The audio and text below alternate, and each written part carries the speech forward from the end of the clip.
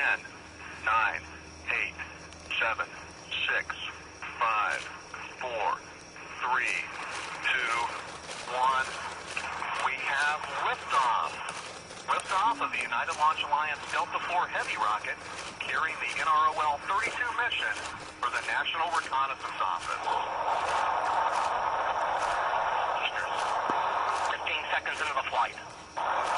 There goes one of those lights. Now coming up 20 seconds.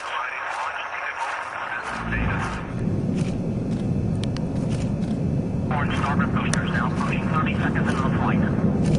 Mark 30 seconds, still looking good.